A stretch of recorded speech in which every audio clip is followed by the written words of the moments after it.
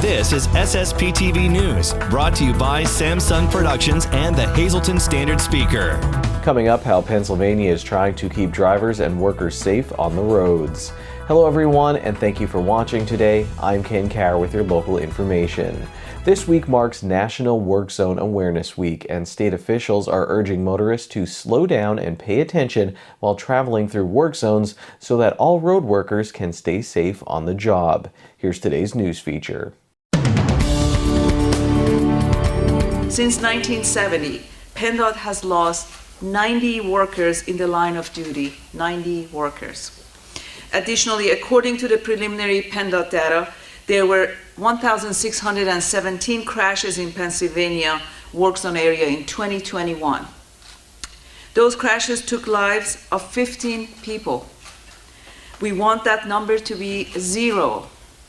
That's why we urge motorists to slow down and pay close attention when in the work zones. Not only the safety of our workers, but their own safety as well. Since March 2020, PennDOT and the Pennsylvania Turnpike Commission deployed mobile speed enforcement units, pairing cameras with speed timing devices in selected work zone statewide. The cameras take photos of license plates of any vehicle exceeding the work zone speed limit by 11 miles more per hour when workers are present. Troopers, road crews, and other first responders work alongside the busy highways every day. The lives of these men and women are put at risk by drivers who are irresponsible, do not slow down, and are inattentive in work zones and in emergency response scenes. We understand that no one enjoys being caught in construction zone traffic, but imagine the pain of losing a loved one who is doing his or her job, working outside in the elements to keep other travelers safe by improving the roadways, and losing them because of the carelessness of an inattentive or an impaired driver. There is simply no excuse. We ask that you slow down in work zones, obey the posted speed limits, and please buckle up so if you are involved in a crash, there's less likelihood of being injured or resulting in a fatality. Put your cell phone down and eliminate all other distractions in the vehicle while driving. Driving is a task that must have your full attention and focus. In October of 2018, legislation came about authorizing the Automated Work Zone Speed Enforcement Program in Pennsylvania, designed to keep workers safe in our construction zones. Work zone cameras are used only during active work zones to target speeders. Driving 11 miles or more over the posted speed limit in a work zone where the Automated Work Zone Enforcement System is in use will result in a civil violation penalty, with the first offense being a written warning, second offense $75, and third or subsequent offenses $150 each. In addition to slowing down in work zones, I also would like to call your attention to the move over law in Pennsylvania. This law requires drivers approaching an emergency response area to move to a lane adjacent to where the workers are, to leave a safe, clear lane next to them.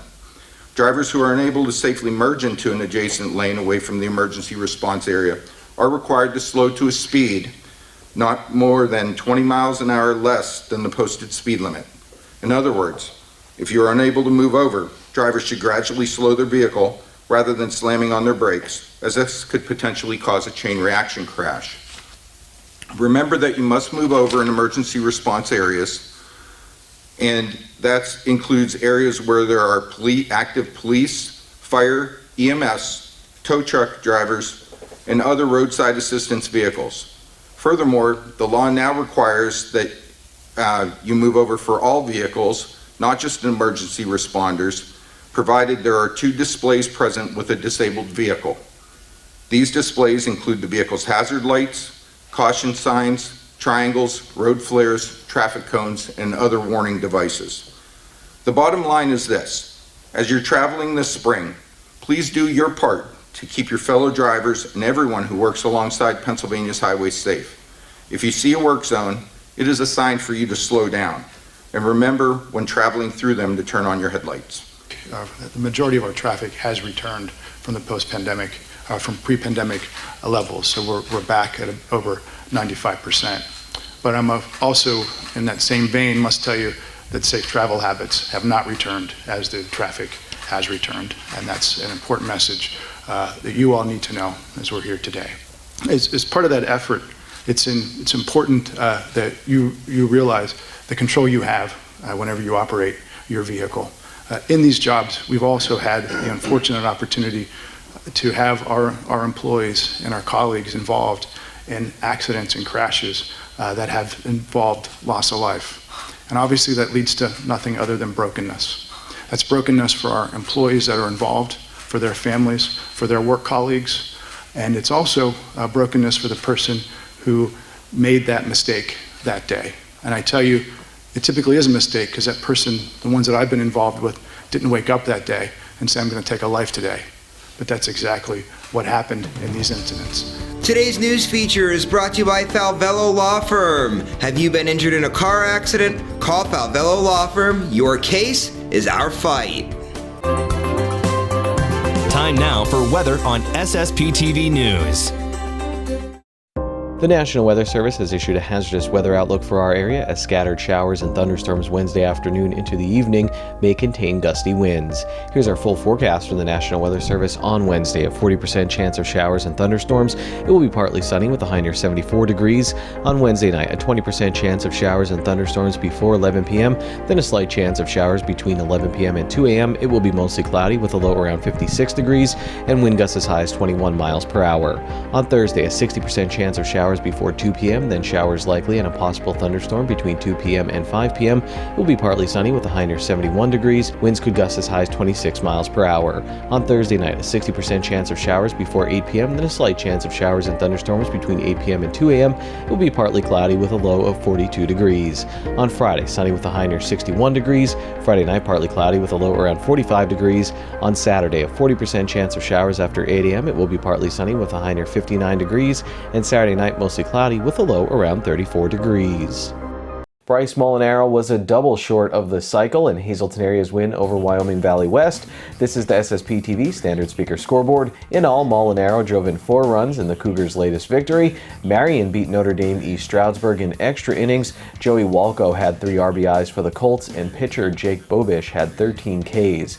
In a clash of Schuylkill League Division III heavyweights, Panther Valley beat Shenandoah Valley. In softball, Marion Phillies continue to roll. They are 5-0 this year after a win over Notre Dame East Stroudsburg. Elise Heisey had 3 hits and 2 RBIs, and pitcher Morgan Kelly had 9 strikeouts. Ava Menjivar had 3 hits and 3 RBIs in Shenandoah Valley's win over Panther Valley. Stay tuned, we have our community and sports features coming up after this. Penn State will have a day at Knoebels on May 14th. The deadline to RSVP is April 29th. For more information, you can call 570-450-3560. SSPTV News would like to send sincere condolences to the family and friends of these recently departed. George J. Albeck, age 76 of White Haven. Services will be private under the Lehman Family Funeral Home. Irene A. Genter, age 86 of Lake Hato. Mass will be held on Wednesday at 12 noon at St. Joseph Parish of the Panther Valley. Friends may call on Wednesday from 10 a.m. until 12 noon at the church. The Thomas J. Parambo Funeral Home is in charge of arrangements.